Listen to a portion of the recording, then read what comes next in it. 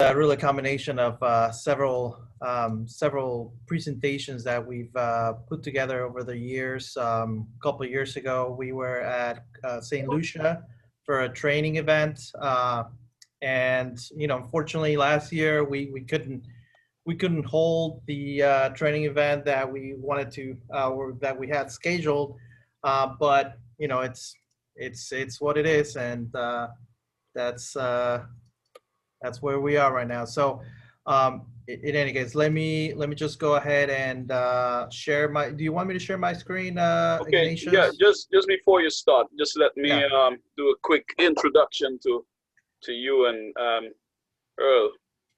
Just to say, everyone, good afternoon and welcome to our CAWASA Water Operators webinar, Wednesday webinar. And today we are joined with the Chlorine Institute of the USA. And we have Mr. Marco Guzman of the Chlorine Institute and Mr. Earl White, who is going to come on a bit later. And Mr. Earl White brings tremendous experience. He is a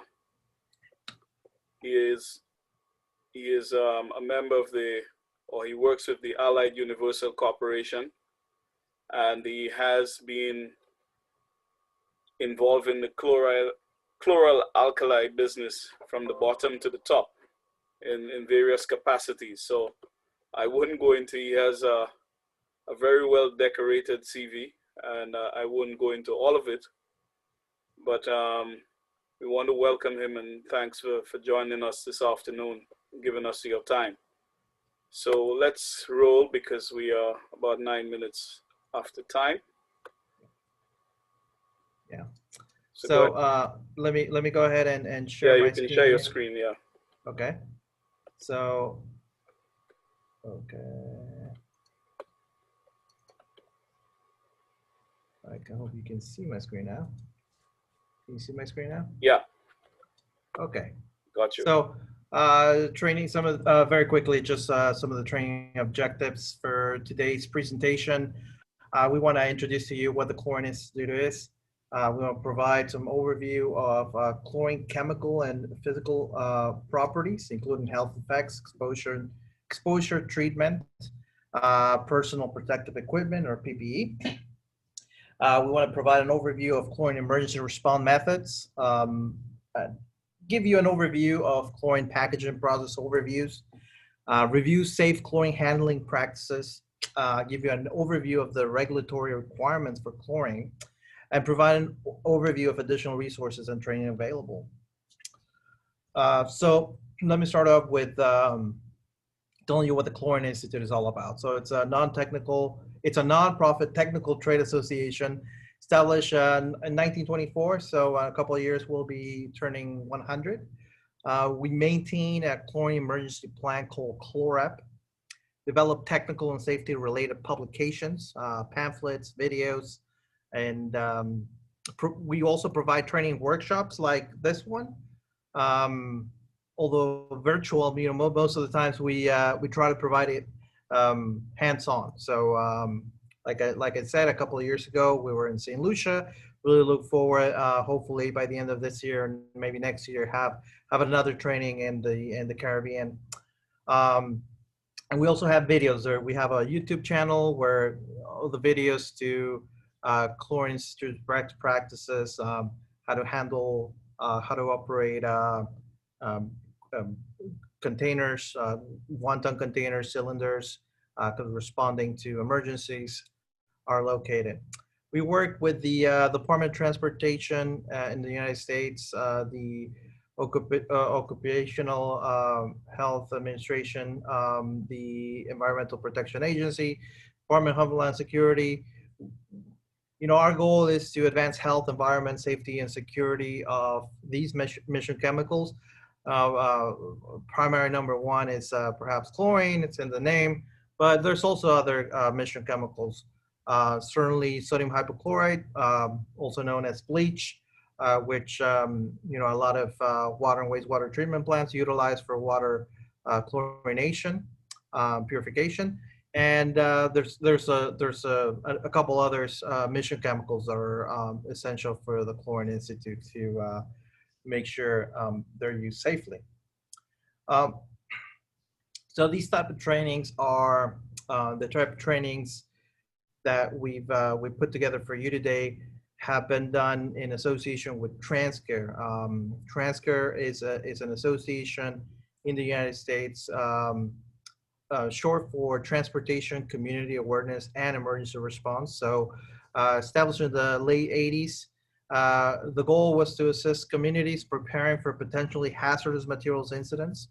We wanted to provide in-person and virtual training, training materials, partner with railroads, chemical producers, industry groups. Goals to provide volunteer hazmat instructors. And there's a wide number of resources available at their website, transcare.com. Chemtrek, this is a 24/7 hotline for emergency responders. It stands for Chemical Transportation Emergency Center. The goal of this group or this group within the American Chemistry Council is providing crucial information and assistance for transportation incidents involving chemicals and hazardous substances, not just chlorine, but many others. I mean, there's over 6 million of safety data sheets. They have a very wide and dynamic database on medical experts, chemical toxicologists, and they provide, all sorts of treatment, even if it's remotely, even if it's through the phone, they try to provide that advice to you. So even though you're not located in the United States, within the continental U.S., you can also use Chemtrek to call them, as they have nearly 200 languages worth of different safety data sheets for in the event of emergencies involving non-English speaking stakeholders. Now, starting with the uses of chlorine, I can, as you can see this pie chart, there's various uses. A lot of people normally think that disinfection or the use of chlorine as water disinfectant is the number one. It's actually not true. PVC piping, as you know, is widely used. It's the number one use of chlorine worldwide, and this is how it looks. This is how chlorine, elemental chlorine, which is different than bleach, is used. And for that, Earl White from Ally Universal is gonna, who is an expert on all things considered chlorine. He hails out of Miami, Florida, and a lot of customers in the Caribbean, and he is the expert on matters relating to emergency response and emergency training for chlorine. So he's going to talk to us about chlorine versus bleach. Earl? Okay. Well, good afternoon, everyone. You have to bear with me. This is the first time I've ever been a presenter on a webinar. I've always done it in person before. But we'll kick this off and try to get this rolling, and hopefully everyone will learn something today. Yeah, sorry, Earl, I had to reshare my screen. Not a problem. So hopefully you can see it now. Yep. You know if you can see it. Yep, I can see it just fine. Which one is it? Oh, I think I lost it there again. Hold on, just a second. It's this one. Screen number 2. Okay. There it is. Share. Okay. And if any of y'all have questions after this, please feel free to submit any questions that you have. Is there any way you can blow that screen up a little bit more? There you go. Yes. Okay, the first thing that go ahead. Go ahead. Oh, okay. I was just going to start off, but if you had something to say, you can go ahead. No. Go ahead, Earl. Again, I'm sorry. This slides are a little wonky. No problem. Yeah. Okay. Okay, the first screen we're looking at here is chlorine versus bleach. And as you can see, the chlorine is on the left-hand side of the screen. It's got a UN number of 17, and it's got a number 2 down in the bottom. The number 2 stands for what class it falls in. It falls into class 2, which means it's a gas. That's how they're classifying it, how the United Nations classifies it. The one on the right is, of course, bleach, and it's got a UN number of 1791. There's always a lot of confusion amongst people. People use bleach for pools and they call it chlorine, and it's not. Bleach is not chlorine. They're two different items. Chlorine has a strong, pungent bleach-like odor, and it has a lot of industrial uses, and it's shipped as a compressed, liquefied, lethal gas, so there is a lethal exposure risk, and the chemical name is chlorine. So, and of course, bleach always has a bleach-like odor. It's what you typically use in your house is less than 6% in strength. What is typically used at a water treatment plant can be anywhere from 10% in strength all the way up to 30% in strength. And it is and it's a liquid, so we all know that. And it's corrosive, bleach is, and its chemical name is sodium hypochlorite, but everybody just calls it bleach. Go ahead and go to the next slide, please. Yes. Okay, now we're back on chlorine here. So the left-hand picture is the National Fire Protection Agency diamond. And as you can see off to the left, we got a number 4 in the health hazard. We got a 0 up top in the fire hazard, and we got a 0 up there in on the right-hand side in the reactivity. And at the bottom one is the oxy, because it is considered an oxidizer. So, and of course the UN number is 1017. Go ahead and click to the next screen, please.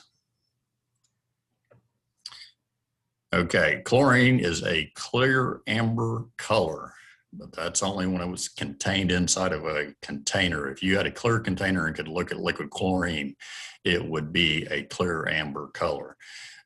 We're never going to see that unless we're in a lab. It becomes solid at negative 150 degrees Fahrenheit. That's the freezing point of it. And it becomes a gas at negative 29 degrees Fahrenheit.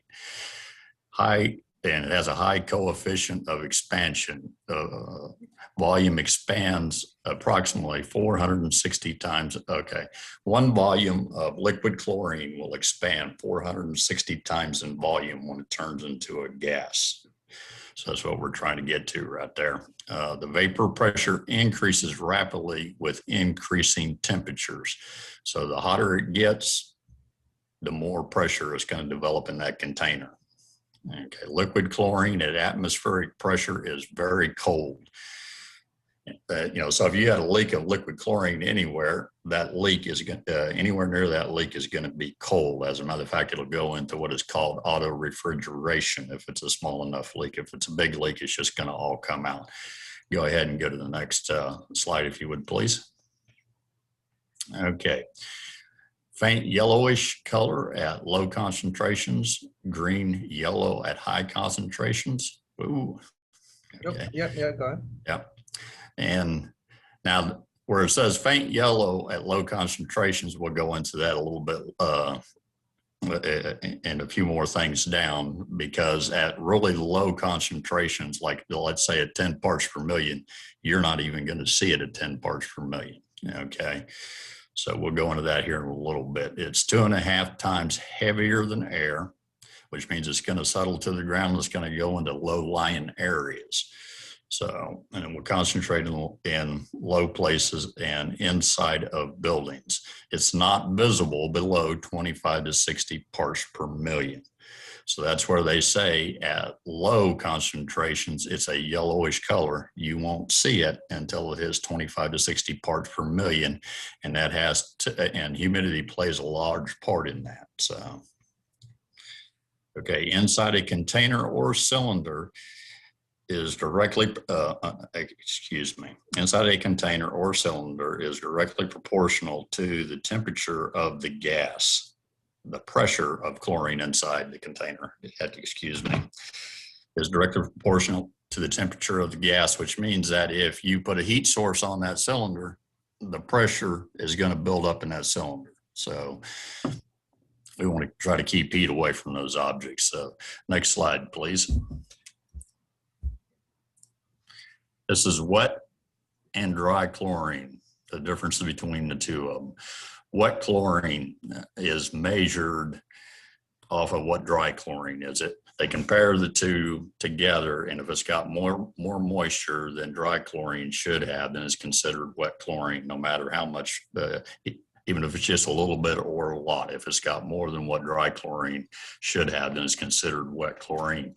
And it is very reactive and corrosive to most metals. It forms two different types of acid, which eats steel rather rapidly. Okay, dry chlorine, chlorine with a water content less or equal to that of which would exist of the gas in the equilibrium with dry liquid chlorine by increasing the pressure at the same temperature. Is compatible, dry chlorine is compatible with most metals except titanium, and it reacts violently with aluminum and tin. Let's see, steel above 450, it reacts violently with. So you never want to have old dry chlorine ever be in a steel container and reach a temperature of 450 degrees Fahrenheit or higher. Okay, it reacts violently with greases, oils, paint, and some solvents. Some metal like steel wool, it'll burst into flames. It is combustion above 480 degrees Fahrenheit. Chlorine can support combustion. And that's the key word, it can support combustion. That's the reason why in the National Protection Fire Diamond, you see a 0 in there. It'll support it. It won't catch on fire itself. It's got to have something that's going to react with, like the steel, when the steel reaches 480 degrees Fahrenheit. Next slide, if you would, please. And this is a video showing steel wool. Can you hear the video or not? No, we cannot. Oh, okay.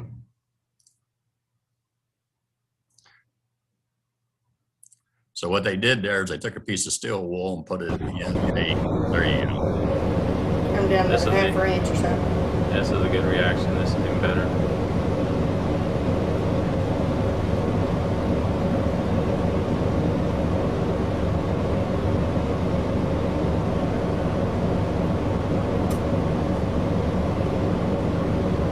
See some of the flame up in here. Yeah.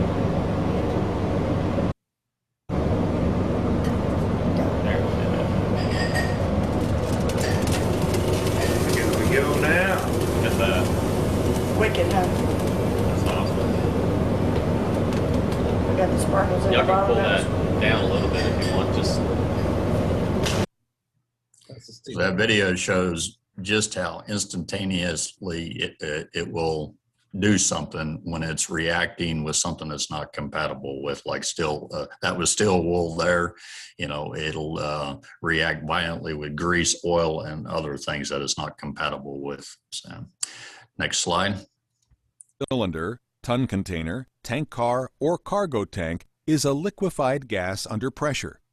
The temperature of that liquefied gas is cool, but not so cold that the exterior of the container would be cold to the touch. At higher pressures, liquids boil at higher temperatures. At lower pressures, liquids boil at lower temperatures. This is why water boils at lower temperatures at higher elevations above sea level. The atmospheric pressure is lower, so the boiling point is lower. When a chlorine container is punctured, allowing the chlorine to release, at first the chlorine will escape rapidly. As the chlorine is released, the container that was under pressure will now equalize in pressure with the atmosphere. Once the liquid level drains below the puncture point, auto-refrigeration takes place. Auto-refrigeration is the result of chlorine quickly escaping from the container, which causes the chlorine to cool down below its boiling point at the new lower pressure condition. It becomes colder because it is no longer under pressure from being in an enclosed container. Because the chlorine remaining in the container is so cold, a visible frost layer will form on the outside of the container at the liquid line, which is typically the level of the puncture. When this occurs, the rate of release will significantly decrease, although there still is a considerable amount of liquid chlorine remaining in the container. However, any heat source, like water, or agitation, like moving the container to a secure location, can cause the remaining liquid chlorine to vaporize and allow more vapor chlorine to escape.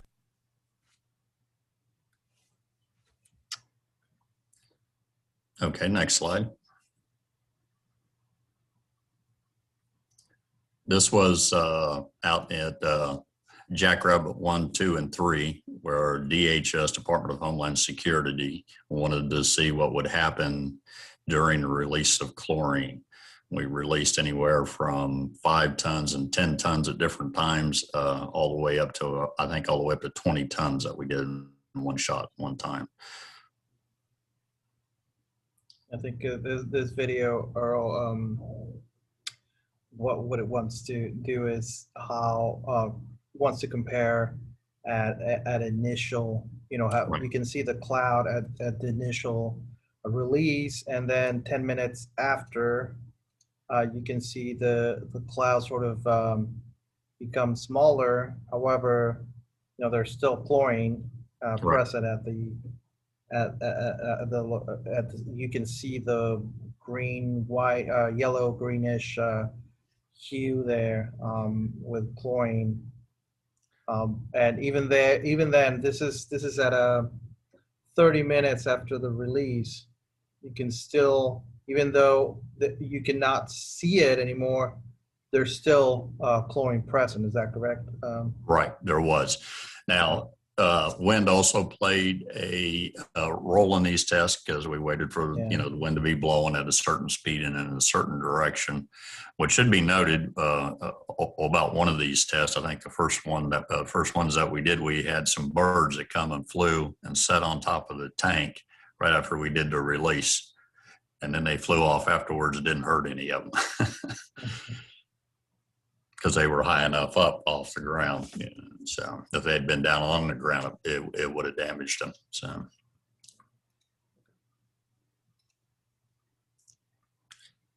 Combustion flammability. Go ahead and click to the next screen.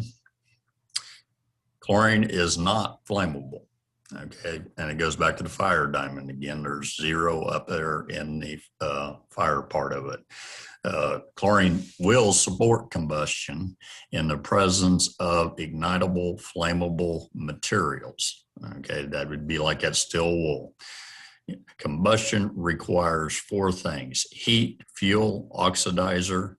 Hence, the reason chlorine supports combustion, it has secondary classification as an oxidizer and a chemical chain reaction. Next slide.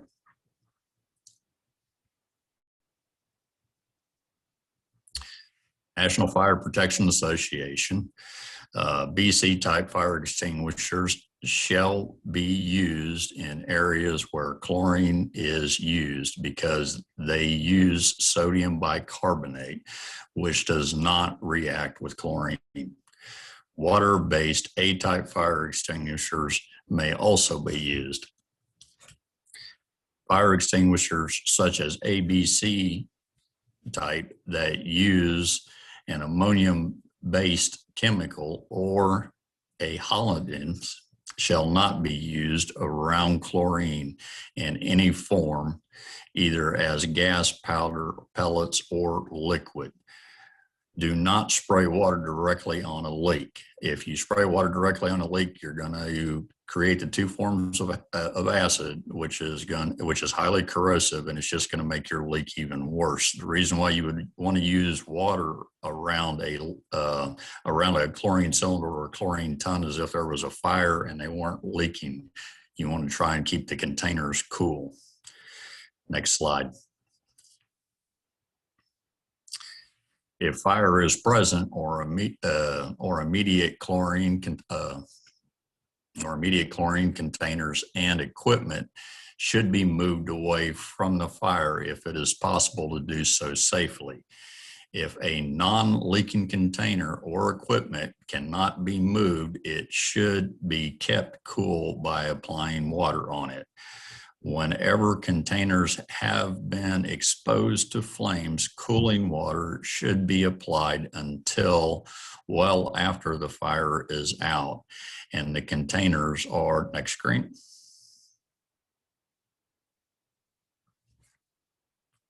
Until the containers are cool. This one seems to jump around quite a bit. Okay, the definition, the amount of pressure exerted by the vapor against the walls of its container at given temperature. So what's this showing is that what would happen if that container got hot, and it shows you that the pressure drastically increase. And when it starts to increase and it gets too much, you're going to cause something to explode, or the fuse plug is going to release on there. Next screen, please. Containers are only filled approximately 82.5%, so they're never filled completely full. Okay, at 156 degrees Fahrenheit, liquid chlorine expands to fill the container. That's the reason why we only fill them to 82.5. Once liquid fills the container at 156, any further temperature rise corresponds to much more rapid rise in pressure due to hydrostatic pressure increases, as this chart here shows. So you can look on one side and you got temperature and the pressure that is increasing. So next slide. If a container becomes overfilled due to filling error or the incorrect manifolding of liquid feed lines at a customer's facility, the pressure buildup can exceed the rating of the container, potentially resulting in a major disaster. What you're looking at on a ton container, the ends will pop out. It's designed that way. They won't completely, break away from the container. They just bulge outwards. That allows it to expand a little more. Both ends are capable of doing this. Generally, if it happens, though, you'll start developing small leaks on the container around the valves and around the fuse plugs. So that's something you want to watch out for. Next slide. Okay. Vapor expansion. Definition, the amount of vapor that is produced when the liquid vaporizes. Vapor expansion of liquid chlorine is approximately 460 to 1. So a 150-pound cylinder of chlorine, if it's full and it's released, will fill a room that is 10 foot by 10 foot by 8 foot with 100% chlorine gas. Next slide.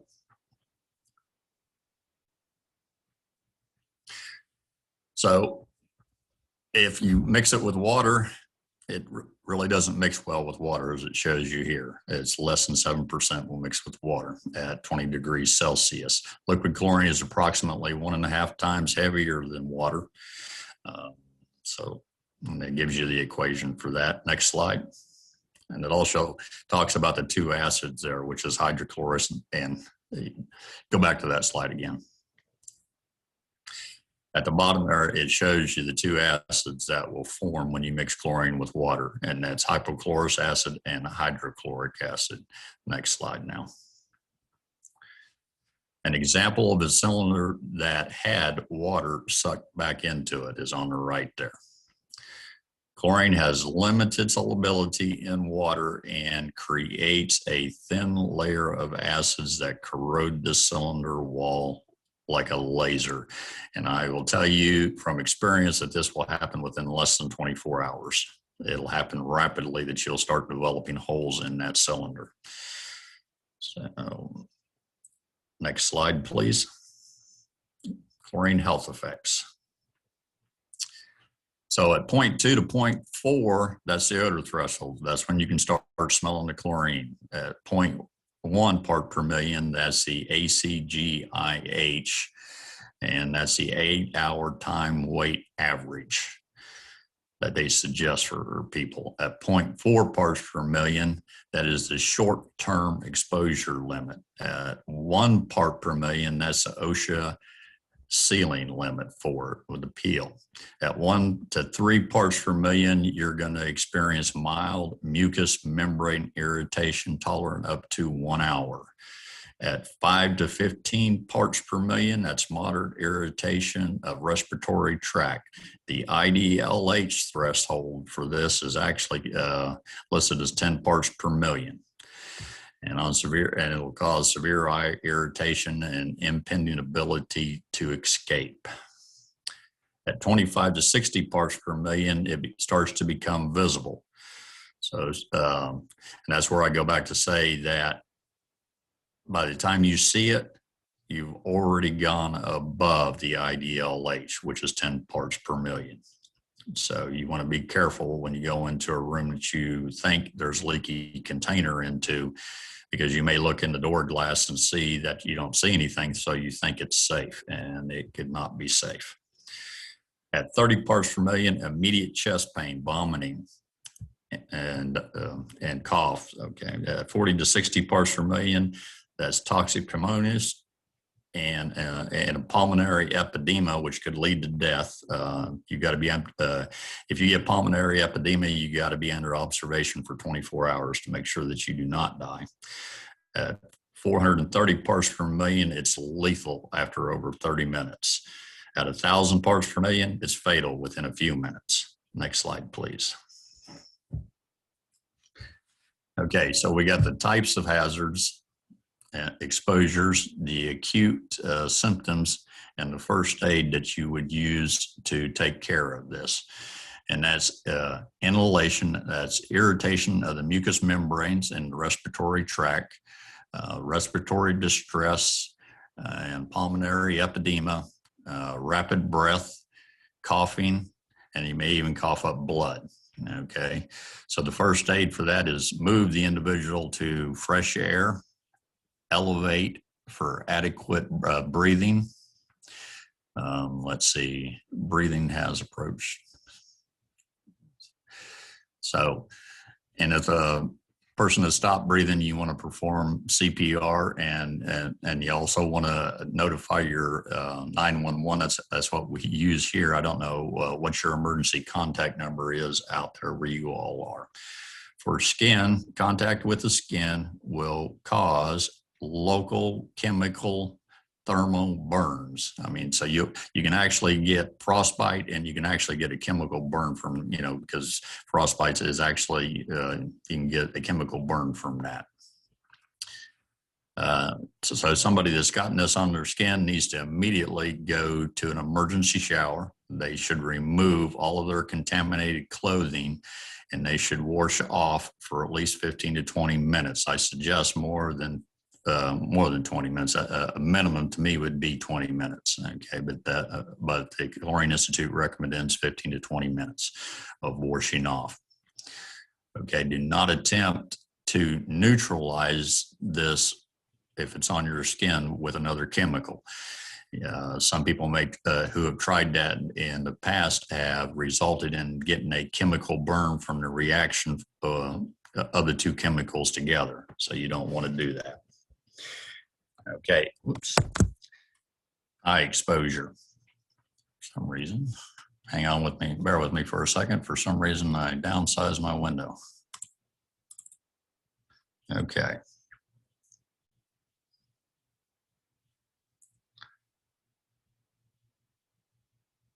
Okay, eye exposure. It can cause irritation, even at low parts per million, and actually can cause serious damage to your eyes. What you immediately want to do is go to an eye wash station, and you want to wash your eyes for 15 to 20 minutes. And as I said before, I would probably do it for 20 minutes or more. And in each one of these cases, I would notify, an emergency medical in order to take care of the individual. Ingestion. This is highly unlikely that anybody's ever going to ingest chlorine. If it does happen, you're going to have to seek medical attention immediately. Next slide. Storage and handling. Next slide. You always want to store the chlorine containers in dry areas away from direct sunlight if possible. Ton containers, empty or full, should not be stored on the ground. They should be stored away from heat sources and incompatible materials. An example in instances here, heaters in small buildings. You don't want to store your chlorine cylinders or tons next to heaters. You don't want to, because your fuse plug can melt when the heater kicks on. So you want to keep them away from any type of heat whatsoever. And that's also going to cause the pressure to build up in that cylinder or ton container, the hotter the container becomes. Okay. And you should be storing your cylinders in ton containers in a area that has gas detection equipment. Should be located near sensors, your gas sensors. The gas sensors should be calibrated and maintained and replaced per manufacturer's recommendation. Access to cylinders and ton containers for emergency response and fire protection. Next screen, please. Chlorine cylinders should always be stored in an upright position. Cylinders should be secured and protected from being contacted or damaged by moving equipment. Can be secured by placing them securely in containment racks designed for cylinders, or by using chains or straps chained to secure them to a wall or a post to prevent them from tipping over. Cylinders could also be stored in what we call nesting, and there's pictures of nesting off to the right. And as you can see, they're kind of interlocked all together, which means that if you bump one, you more than likely will not knock them over. If you had them all in a straight line and you bumped one, you could knock it over. Next slide, please. Individual cylinders should be chained or clamped to a hand truck or otherwise secured to the moving device for unloading or relocating. If secured in a storage rack, a forklift can be used. Cylinders should not be lifted by the valve protective housing, which is what a lot of people call a bonnet. It should never be picked up by that, which is not designed to carry the weight of the cylinder. Next slide, please. Individual, there we go. Connecting and disconnecting. Next slide. There we go. Chlorine cylinders, typical. I got a question for you. Are your slides out of order? The one before no. that said connecting and disconnecting, and then it immediately goes into, now click the next one.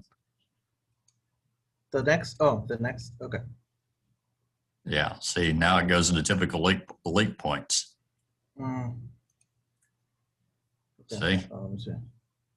Yeah, I thought I come across that once or twice before in this presentation. Let me see if that's the one we share with you, but which is kind of throwing me off here. okay, I mean, I can talk about connecting and disconnecting without the slides, but okay. Just very quickly.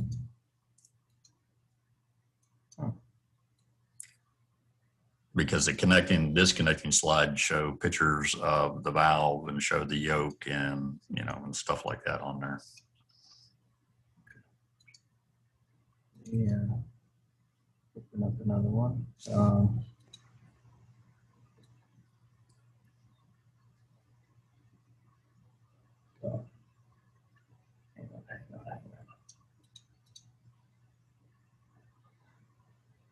No, that's actually how I have it. Well, it does talk about cylinders, valves, and then it talks about connection and disconnection.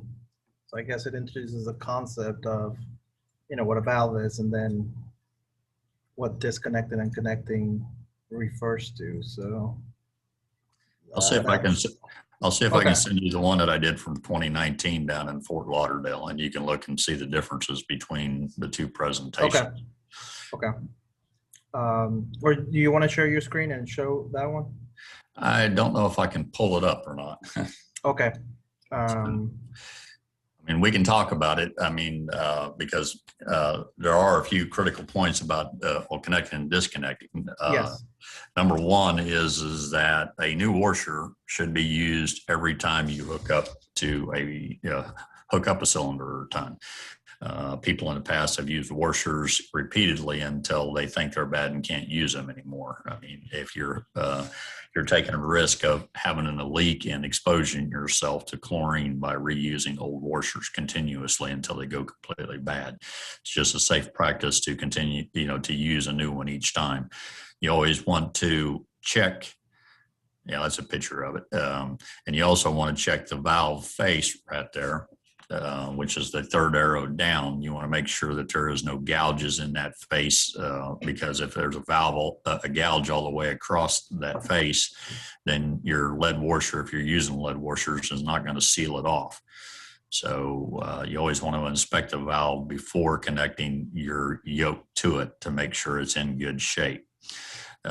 Before you ever open up that cylinder, the second arrow down is the packing nut. You want to put your wrench on there and make sure it is tight. It shouldn't be loose. You shouldn't be able to turn it by your hand.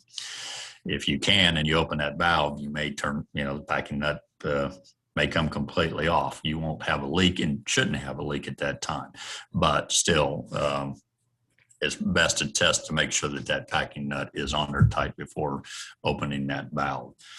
So, okay, you can go ahead and go to the next slide. But I will send you my other presentation. That way you can see the difference. Okay. So cylinder test dates and tear weight marked on the cylinder shoulder. So on the very top of each cylinder, you're going to find a bunch of numbers, okay? And unless you worked with them, you may not know what they mean. You're going to have a DOT number, which is Department of Transportation number for the cylinder. You're going to see a number that says, or letter that says TW, and that's the tear weight of the cylinder, which is the weight of the empty cylinder without the chlorine in it. And then you're going to find a hydro test date on there also. The hydro test date is valid for 5 years. Every ton and cylinder container out there has to be tested every 5 years. Let's see, tear weight, more than one tear weight marking indicates a cylinder was requalified since it was manufactured. And cylinder will lose tear weight over time, and that can happen, but it goes through a hydrostatic test to ensure that it can continue to be used in the shipping of chlorine. So DOT markings, we talked about that. Go ahead and go ahead and click to the next screen. Now, also on the cylinder and ton containers, you're going to find stenciled on here. It's going to say chlorine inhalation hazard with the UN number on there, and it's going to have RQ on it also, which stands for reportable quantity, which tells somebody that if there's a leak in either one of those devices, then they have to report it to a government agency. On a ton container, it's going to have that marking on two opposing sides. On the cylinder, it's only going to have it once. This is the valve. The valve is made out of a brass alloy. The stem is Monal. The packing may be Garlock or Teflon. One full turn allows maximum flow. So I've seen a lot of people open these all the way, which is 3 or 4 turns. You don't need to do that. One turn is enough, because if there is a leak, I would rather shut it off with just one turn than to be standing there having to turn it 4 or 5 times. So you should always keep that in mind. One full turn will allow maximum flow out of that valve. So there's no sense in going beyond that. Always check packing nut before opening. Next slide, please. Fuse plug is part of the valve. This is cylinder valves on the left-hand side of your screen. Wish there was an arrow pointing to it, but the fuse plug is part of the valve. It's only 3/4 of an inch, which is NGT inlet threads, and 4 oversized versions are available. And they are because taking these valves in and out of these cylinders, because everybody who fills cylinders has to inspect the cylinder before they can refill it each time. So that's mandated. So we pull these cylinders out when they come back to be refilled, and they're put back in. So when you do that repeatedly, you have to go up to the next size valve. It doesn't affect the overall valve that all the part that you guys use. Is just the valve threads that screw into the cylinder itself. The ton container valves, there is no fuse plug on them.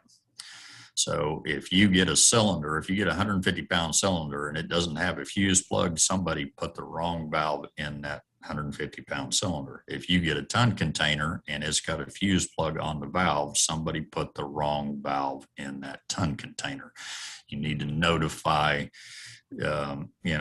somebody immediately of that. You don't be using them if the valves are the incorrect ones. Okay. Let's see, there's no fuse plugs, maybe 3/4 an inch or 1 inch threads on there. Valve seats opens are larger. So the valve seats openings are larger than cylinder valves. 4 oversized versions are available. Next slide, please. There we go. A yoke and adapter for use with the CGA valve connections 820 or 820C. Either opens or close yoke is the standard connection to the valve outlet. So we got the picture of the yoke. We got a picture of a valve with the yoke on it. Generally, these yokes can be used on either cylinder or ton container. Washers replaced after each use. Lead washers must be disposed of properly. Check valves outlet face for imperfections, which is what I was talking about earlier, that may prevent gasket from sealing. Some chlorinators may not require a yoke to mount. There are some out there that don't. CGA connection 660 is not recommended to connect to the cylinder valve. Valve outlet threads are not standard tapped pipe threads. Do not use standard pipe fittings. Next slide.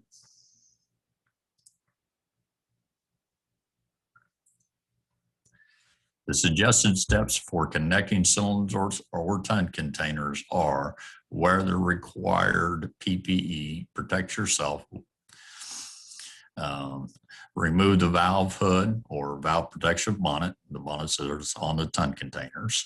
To make certain that the packing nut is at least hand tight. If it is not, contact your supplier for advice. Make certain that the valve is closed before removing the outlet cap. Remove the valve outlet cap. Note that for ton containers, which valves vertically align, the upper valve dispenses gas and the lower valve dispenses liquid.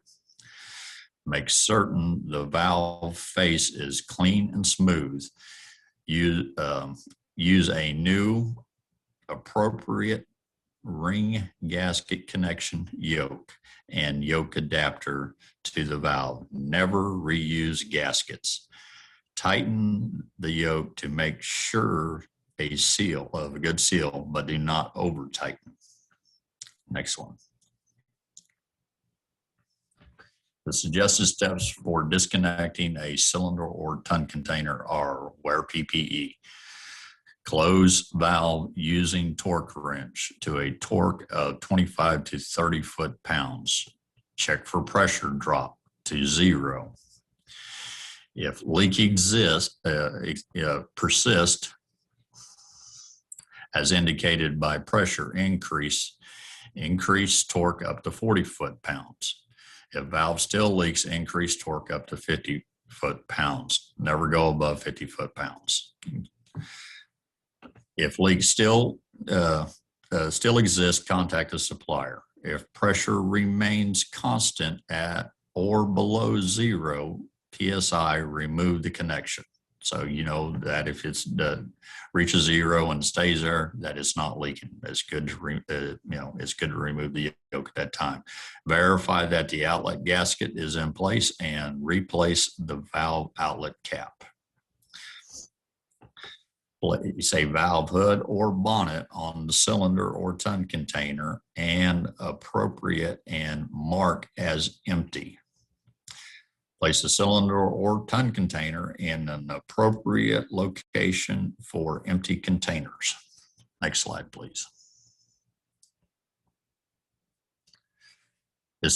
Excessive torque does not usually help the situation. Okay. If valve is difficult to open, a sharp blow to the wrench versus a low increase in pressure on the wrench may open the valve. Alternate is to return the cylinder to your supplier. So if you get a ton or cylinder container in there and you can't open it, every now and then you can put the wrench on there and, give it a sharp blow to the wrench and it may pop it open.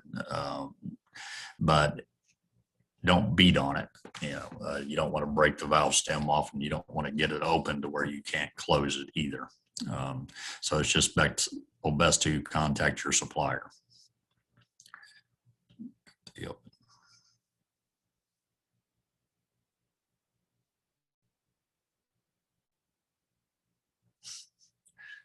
Okay. A plastic squeeze bottle containing a 10 to 30% solution of aqua ammonia can be used to check for leaks. Okay.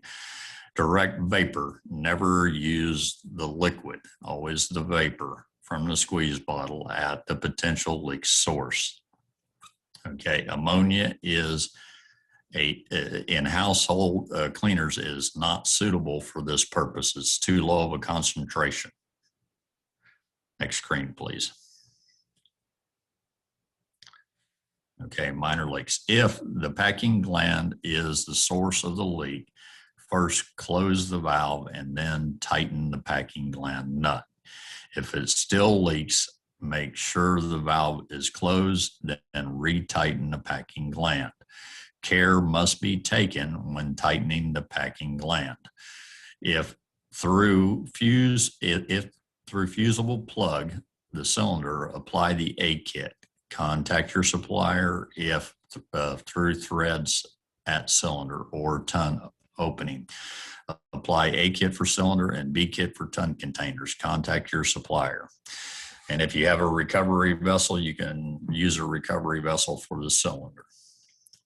I don't know how many of you people may be familiar with a recovery vessel, but you can slide a full 150-pound cylinder into a recovery vessel. Okay, let's see. Oops.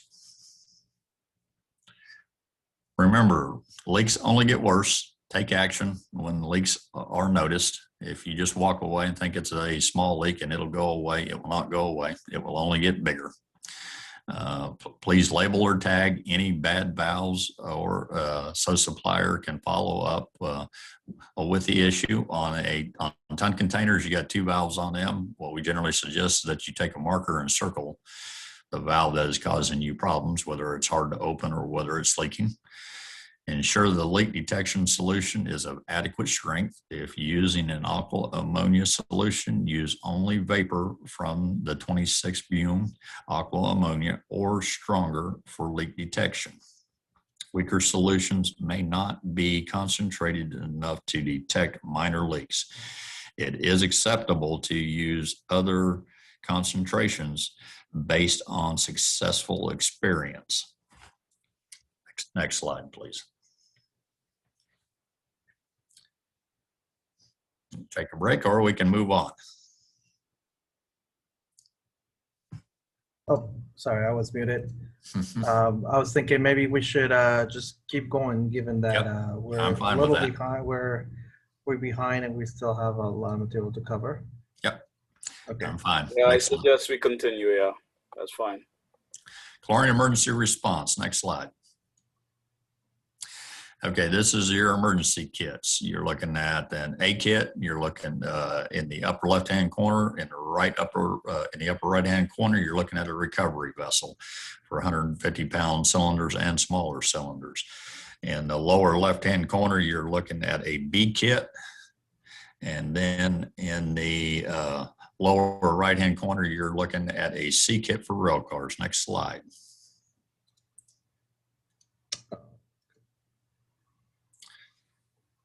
This is a Midland kit, which is different from the other kits you said seen above, and that is a rail car kit.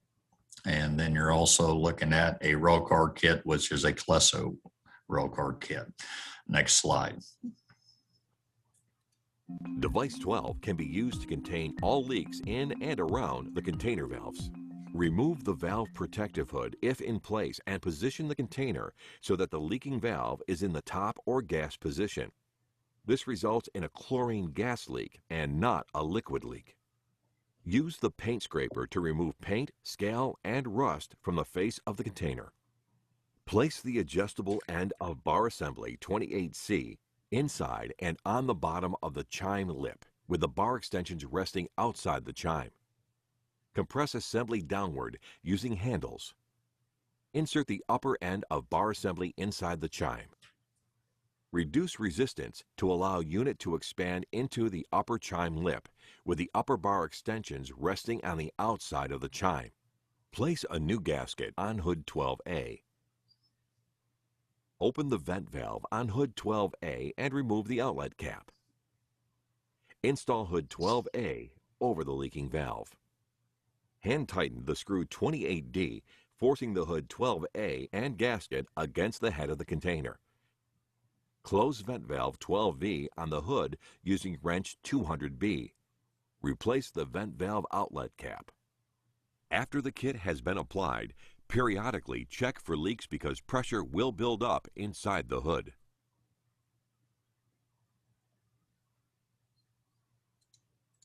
Device 12 can be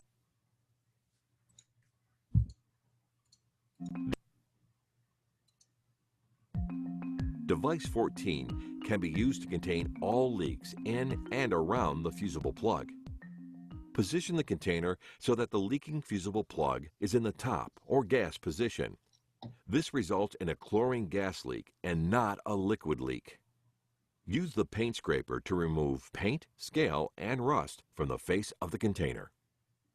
Place the adjustable end of bar assembly 28C inside and on the bottom of the chime lip, with the bar extensions resting outside the chime. Compress the assembly downward using the handles. Insert the upper end of the bar assembly inside the chime. Reduce resistance to allow the unit to expand into the upper chime lip with the upper bar extensions resting on the outside of the chime. Tighten locking screw 28G until hand tight. Place a new gasket 4-12 BMV on the hood 14A.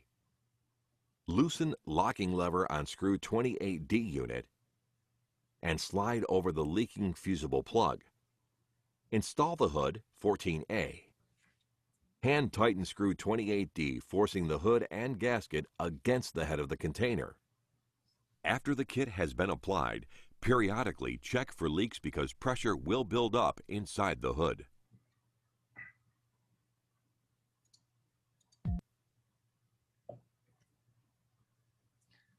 Okay, it should be noted, guys, that that was a B kit. There are now 2 B kits out there. That is the new style B kit. There is an older style B kit that everybody may be familiar with. So just know that there's 2 different types of kits out there now from Indian Springs. And that one you just seen is easier to use and apply than the old kit is. It's a lot lighter and everything.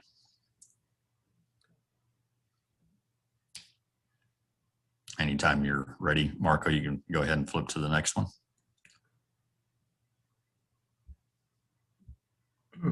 Oh, I am in. What does it look? What does it look right now? What does it show? It says cylinder case study. Okay. Okay. Can you see now the Yes. case study number 1? Okay.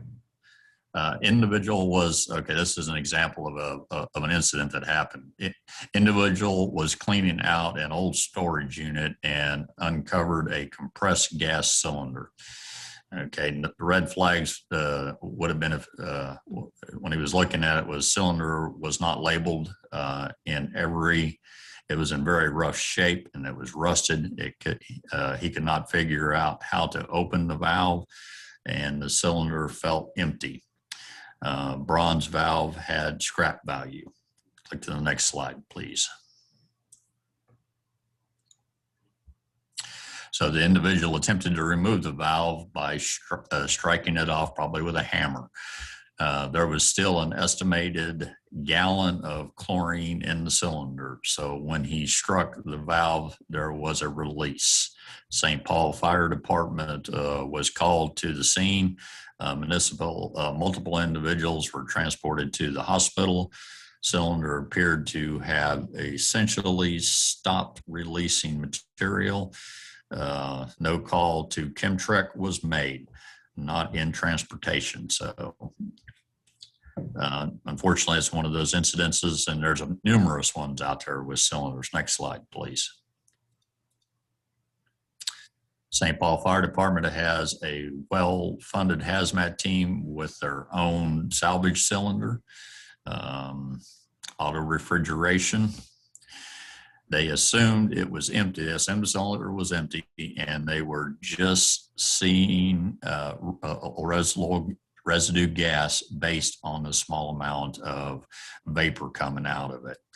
Because of the small amount of liquid left in the cylinder, the frost line was hidden on the bottom, so they couldn't see exactly how much was in there.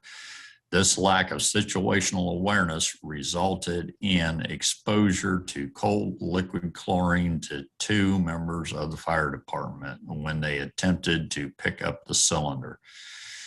They finally called Chemtrek. Next slide, please.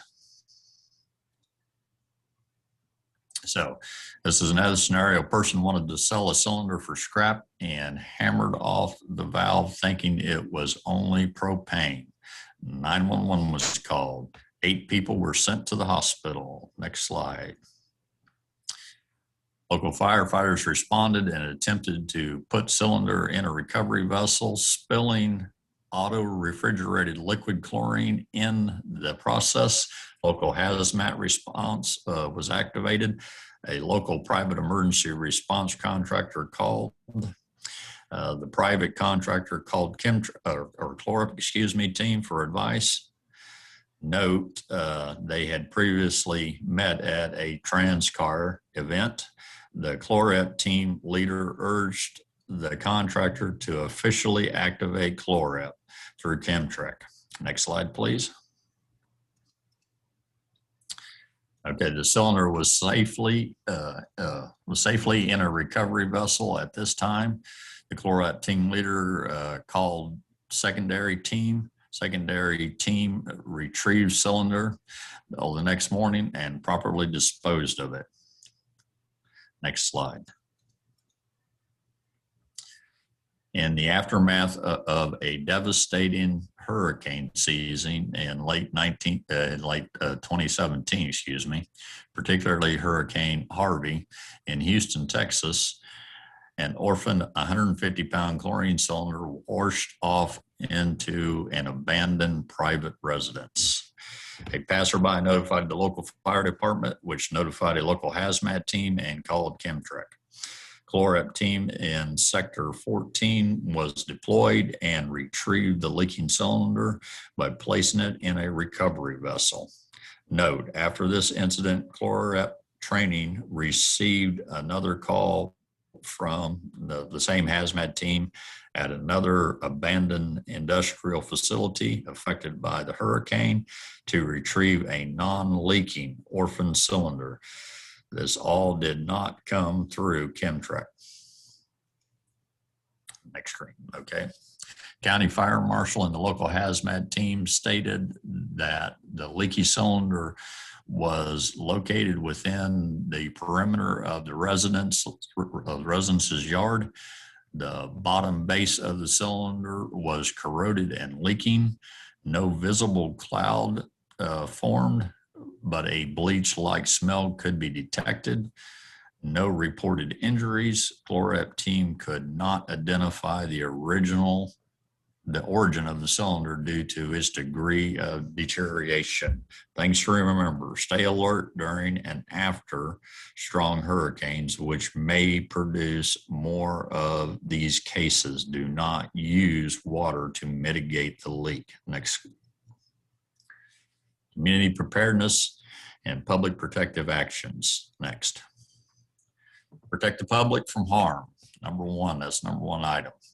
Protect the actions and initiated after. Protective actions initiated after. Isolation perimeter is established.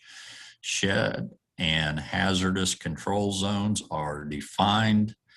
Tactical options. Notification, reverse 911, evacuation, shelter in place, a combination, not mutually exclusive, which means you don't have to follow this exact step depending upon what's going on in your area. Okay. Since chlorine is heavier than air and will settle in low-lying areas, people should move to upper floors if possible. Do not go to the basement. In many communities, especially in the tornado-prone Midwest, the general public has been trained to move to underground shelters or basements in an emergency. This is the exact opposite of what should be done during a chlorine release, as chlorine gas may find its way into basements. Move upstairs or to higher floors if possible. However, do not move to an attic. While attics may be the highest level in a house, they are typically vented in such a manner that they cannot be effectively sealed with duct tape and sheeting. These may include ridge vents, gable vents, and exhaust vents. In order to help prevent a gas cloud from seeping into the structure, quickly close all doors and windows and seal them with duct tape and plastic sheeting. From the inside, jam wet towels on exterior door bottoms and thresholds. Turn off any air conditioning, heating systems, whole house fans, and bathroom exhaust fans. The public may think that running an exhaust fan may help expel any chlorine gas that may have entered the premises, but this could actually create a vacuum or chimney effect, drawing in the chlorine gas. For maximum protection, shelter-in-place occupants should go to a windowless room, such as an interior bathroom. It's critical that occupants stay connected to first responders, so they need to take a means of communication with them into the safe room: cell phone, telephone, walkie-talkie, CB, or radio. Shelter-in-place occupants must remain in place and wait for instructions. They need to wait for rescuers to come to them. They cannot assume it's safe to emerge until instructed to do so. Finally, practicing home emergency drills is always recommended so occupants know what to do in case of a fire or weather-related emergency, and a chlorine emergency is no different. Occupants should discuss, plan, and practice the actions they'll take in the event of an incident.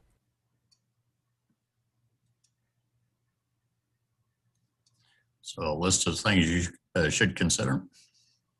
Practice home emergency drills, know what to do in an emergency, discuss plans, and practice emergency actions. And it should be the same at every one of your facilities. Next slide. Security concerns, possible crime scene, evidence preservation, suspicious surroundings and behaviors, notifications, and ensure you have identified contacts prior to any incident. Who to call and when, perimeter security, entry into the incident site. In today's age, we have to be concerned about terrorism, so we never know whether it's an accident or a possible terrorist strike. Next slide.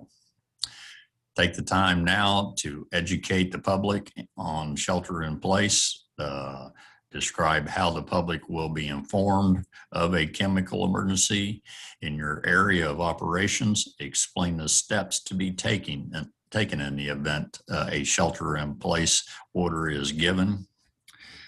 Close all doors and windows, turn off any air handling units, seal any openings with wet towels, tape, and plastic sheeting. Instruct public to remain calm and use local news and radio and information sources. Instruct them not to call 911. If driving, pull to a safe spot, turn off your car and listen to the radio until officials have given the all clear. Next screen.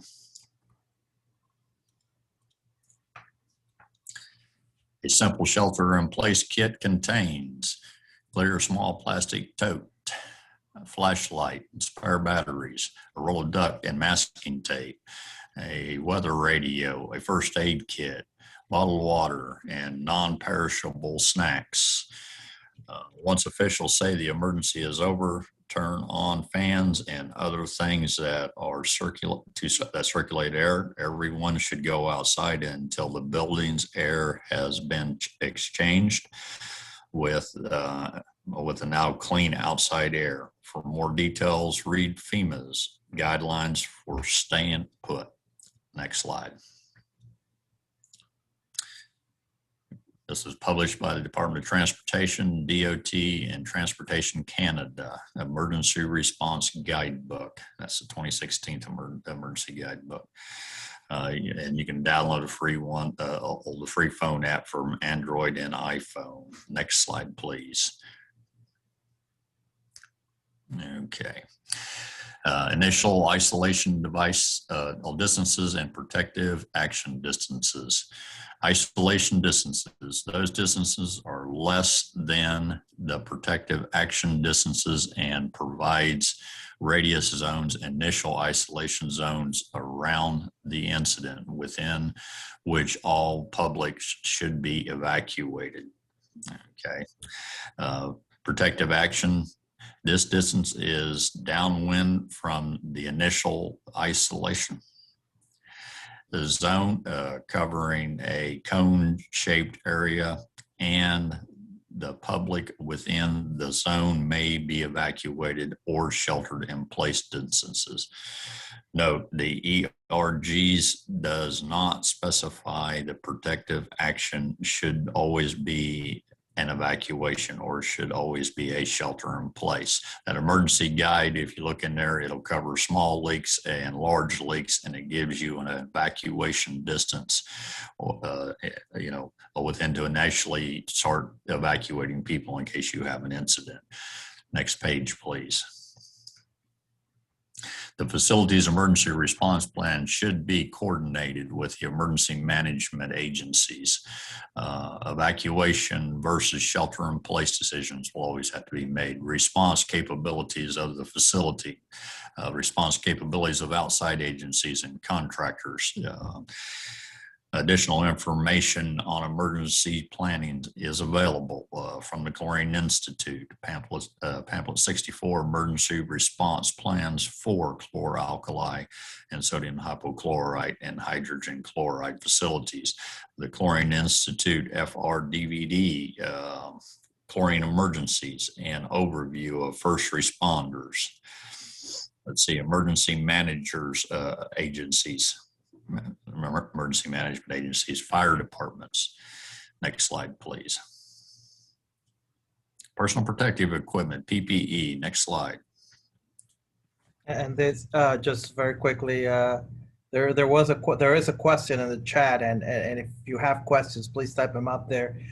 There is a question on was the recommended and required PPE needed when changing 150 pounds and 1 ton chlorine cylinders. We'll explore that there. Okay. Okay, PPE. 4 areas where chlorine is stored and used. Okay. Escape respirators available. Normal working clothing. Compliance with facilities PPE requirements. For initial line breaks, a line break is defined as the opening of a line, section of a line, a vessel, or other equipment that contains or previously contained chlorine and includes equipment that was returned to chlorine service and is reopened to the atmosphere. An initial line break is considered maintenance activity and does not include the act of connecting or disconnecting containers from loading and unloading purposes or materials sampling activities. Chlorine gas full face respirator. Chlorine line full face respirator protective gloves. PPE recommended above based on facility. Okay. Everybody out there should have performed a hazardous. I'll go into that here in a little bit. Sorry about that. Okay. Recommendation above based on facility. Has performed the industrial hygiene sample. Okay. Employees have been trained. Has a system for purging and evacuating piping before line break. Next page. Escape respirators only for evacuations, contaminated area immediately. So this is only if you have a leak and you have to run out of the building, that's the only time you're going to use the escape respirator. Must have sufficient oxygen level in order to use one of them. They are not meant for going in and stopping a leak, only for evacuation. Full face respirators must be medically approved. Fit testing is required annually in order to wear a full face respirator. Must know concentration of chlorine and it be within the respirator's limitations. Okay, some ones I used are good up to 10 parts per million. So they're only good up to that point. If it's at 11 parts per million, that full face cartridge respirator isn't going to do me any good. Okay, so let's see. If level is not known, then SCBA is required. Must have sufficient oxygen levels in order to use the full face cartridge filter. Next page. Okay, gas. It's a gas self-contained breathing apparatus, SCBA for short, positive pressure, level B self-sealing suit or chemical, tape on hands, feet openings, not qualified for confined spaces. You can't use them in confined spaces. Key features of this options of PPE are they are self-contained chemical resistance to protect against the effects of liquid and gaseous chlorine. Okay, the liquid chlorine self-contained breathing apparatus, SCBA, positive pressure, enhanced level B, chemical protection suit, footwear covering, hood for head, neck protection, thermal underwear. Okay, go ahead and click to the next screen. Level B is defined as either single or multi-piece chemical splash suits, SCBA, and appropriate gloves and footwear protection. A picture of individuals wearing some. Next screen. Okay, let's see. Positive pressure, full face self-contained breathing apparatus, SCBA, or air supplying respirator, ASR, with an auxiliary self-contained air supply, escape air provision, protective clothing, including the following items: chemical protective suit, footwear or footwear cover, hood for protection of head and neck, and undergarments to provide thermal protection for exposure to liquid chlorine and asphyxia and anhydrous chloride. That's an example of that. Click to the next screen. Chlorine gas will permeate any opening in your protective gear, which can result in moderate to severe skin irritation.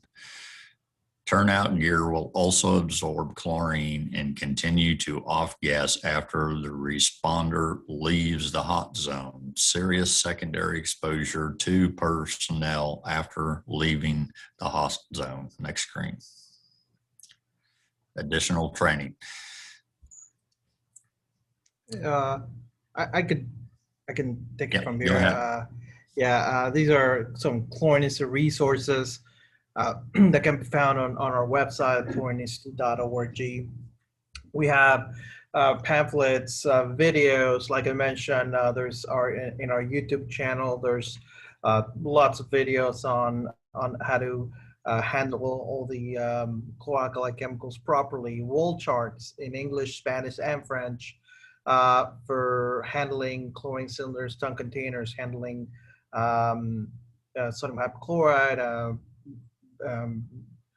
sodium hydroxide, etc., handling chlorine.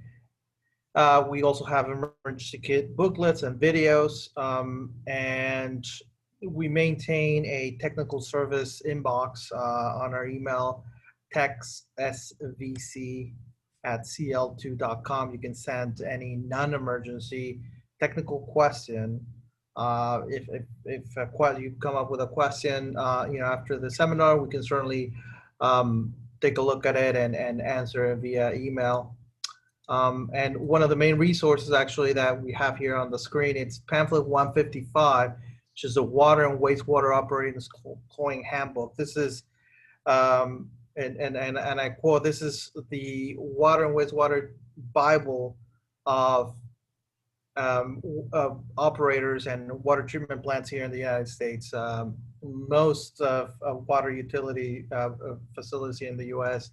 follow the or use this handbook on a regular basis. There's also, there's other organizations like the American Water Works Association, the Water Environmental Federation, the National Rural Water Association that provide additional training and information such as safety data sheets, among others, also videos and best practices. And they're all pretty active also on social media as we are.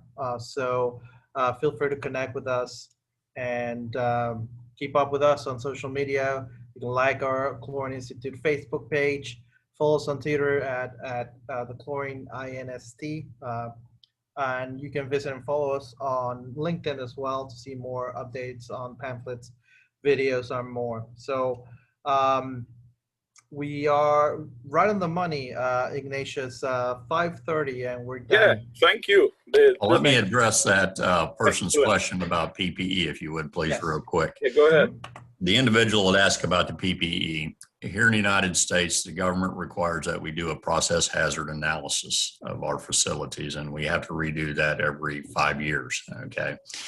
And so that's to identify hazards in the workplace and stuff like that, okay? And there are also, the American companies are required, who are dealing in chlorine, are required to do a PPE assessment for every job in that facility that's where you're dealing with hazardous chemicals. So we go in there and look at that and see what they need. And then also based on incidents that happen, such as accidents, we may increase the level of PPE. So there is no really one set guideline. It should be based upon your process hazard analysis and on your PPE analysis for each task that is performed at a facility is what you base your PPE requirements off of. And also, like I said, off of incidences that happen if someone gets injured that you probably didn't have adequate PPE. So I hope that helps somebody a little bit there. That's all I have to say on that. So. I said I'm in some sessions still. That's why I can't come and open for you. Do what? Thank you. No, thank you. I think Ignatius was talking to someone else, but okay. Yeah, sorry. That's all right. No problem. Thank you, Earl, for answering that question. Yeah, thank you very much. I think there's another question in the chat room. Was it? If we got time, throw it up there. Yep. Yeah. So let's see, the question is, what's the best resource of replacement parts for Kit A and Kit B? How Indian regular Springs. should the caps be replaced or serviced? Okay. Yep. Indian Springs is a manufacturer of that Indian Springs A kit and B kit. The Chlorine Institute has the information on how to contact them.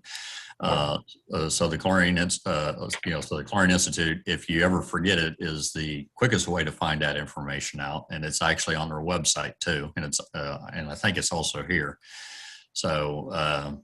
And you can contact Indian Springs to get the new kits, the old parts for the old kits and parts for the new kits for the gaskets and all of that.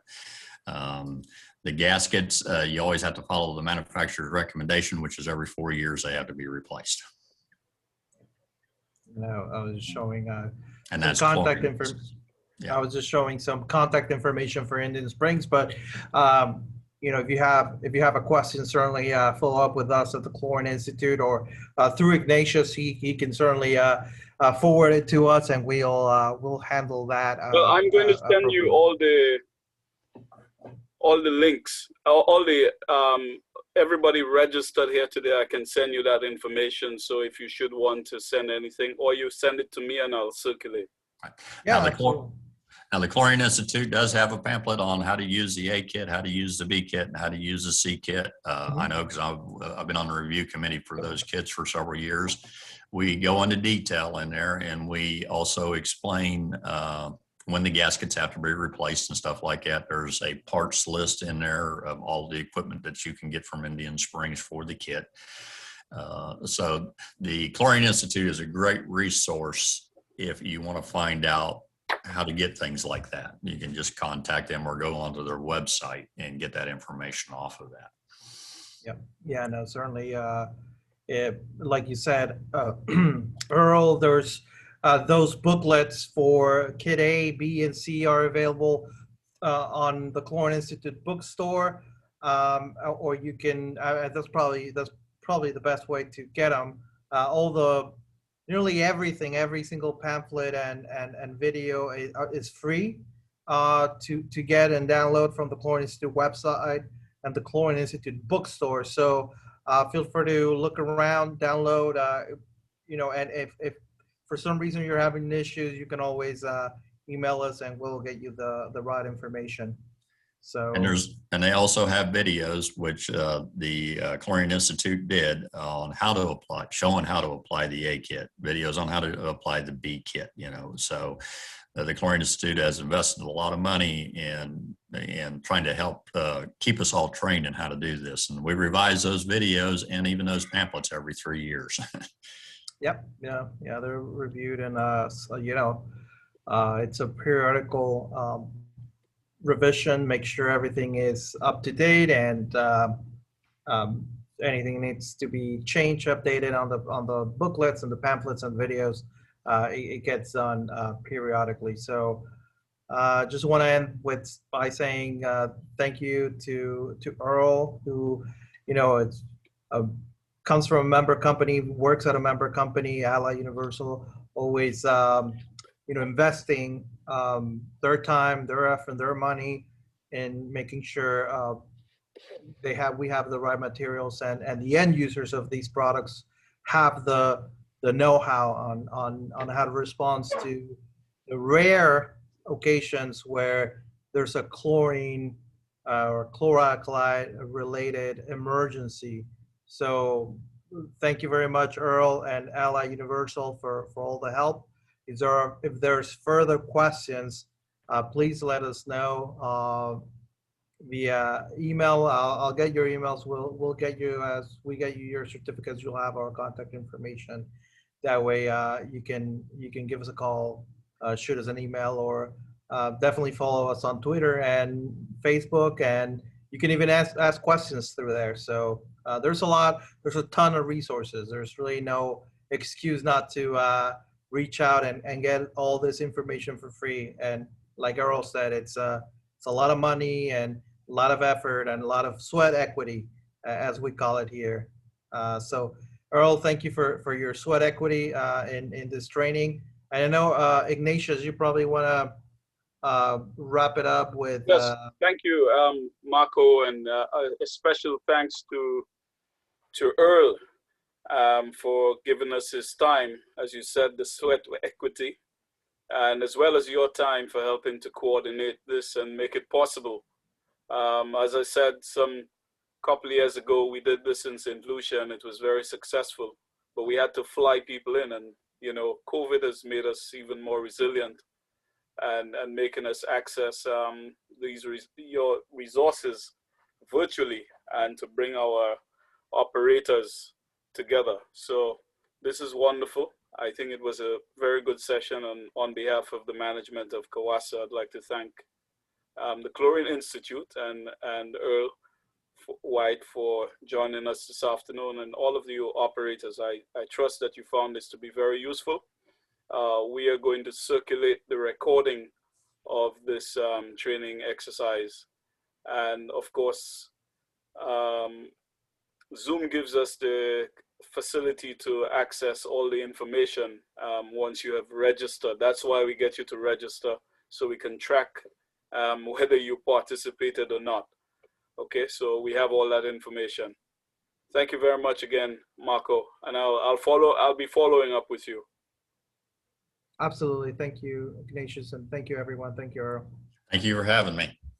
Okay, cheers. Bye. Have a good evening, everyone. Keep safe. You too.